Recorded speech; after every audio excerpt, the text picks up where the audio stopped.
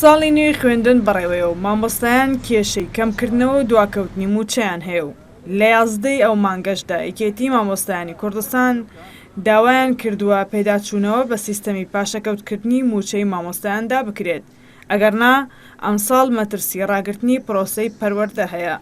لەو چوارچێوەیەشدا سکرتارێتی یەکێتی مامۆستایان یادداشتێکیان داوەتە حکومەت و دەڵێن تا سەرەتای مانگی ئەیلوول چاوەڕوان دەکەن بە ئەرێنی وەڵامیان بدرێتەوە.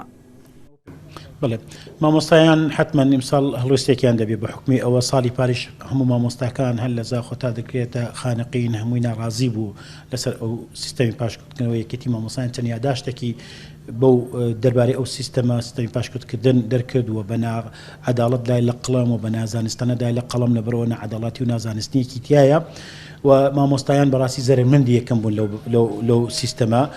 وەک هەوڵێکی تر بۆ چارەسەرکردنی کێشەکانیان وەفدێکی یەکێتی مامۆستایان سەردانی بارزانیان کردو، داوایان لێکرد چارەسەرێک بۆ خراپی گوزەرانی مامۆستایان بدۆزێتەوە و چاو بە پاشەکەوتکردنی موچەکانیاندا بخشێنرێتەوە. وەفدەکەی مامۆستایان لەو کۆبوونەوەیدا بە بارزانیان وتووە ئەگەر بارودۆخی دارایی مامۆستایان چاک نەکرێت وەرزی نوێی خوێندن بە شێوەیەکی تەندروست بەڕێوە ناچێت. بارزانیش بەڵێنی بە وەفدەکەی یەکێتی مامۆستایان داوە کێشەکانیان بۆ چارەسەر بکات و بە جۆرێک ئەگەر موچەی مامۆستایان لە سیستەمی پاشەکەوتکردنیشدا دەرنەهێنرێت چاو بە ڕێژەی پاشەکەوتکردنی موچەکانیاندا بخشێنرێتەوە.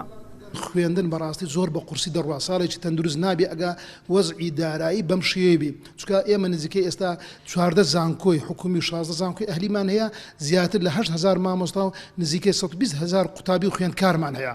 لەبەر هەندێک ئێمە لەبەر ئەرچێت قورسدان لەبەر هەندێک داواکانی لە بەڕێزت کاک مەسعودکەوە ئێوە بتوانن شارێک لەسەر حکومت بکەن بۆ بتوانن پێش دەستپێکردنەوەی دەوام بتوانن بارگوزەرانی مامۆستایان چاک بکەن.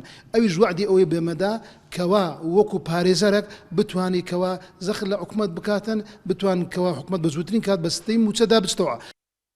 لەگەڵەوەی سکرتارێتی یەکێتی مامۆستایان هێشتا وەڵامی داواکاریەکانیان لە حکومەت وەرنەگرتووەتەوە، بەڵام ئەمڕۆ ژمارەیەک لە مامۆستایانی ناڕازی لە سلێمانی دژی سیستەمی پاشەکەوتکردنی موچە خۆپشاندانیان کردو. هۆشداریاندایە حکومەت کە بەر لە دەستپێکردنەوەی خوێندن وەزارەتی پەروەردە لە سیستەمی پاشەکەوتکردندا دەربکات و تەواوی شایستە داراییەکانیش بۆ مامۆستایان بگەڕێنێتەوە.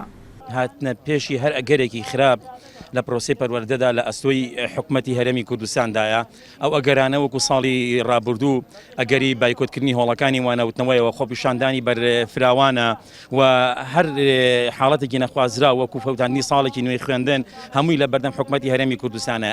پرۆسەی خوێندنی ئەمساڵ لە سەرجەم ناوەندەکانی خوێندندا لە بەردەم هەڕەشەی بایکۆتکردندایە و یەکێتی مامۆستایان و مامۆستایانی ناڕازیش هاوهەڵوێستن لەسەرەوەی کە حکومەت کێشەکانیان بۆ چارەسەر بکات و هۆشداریان داوەلەوەی ئەگەر بەر لە دەستپێکردنەوەی دەوام داواکاریەکانیان جێبەجێ نەکرێت پرۆسەی خوێندن بۆ ئەمساڵ بە باشی بەڕێوان ناچێت.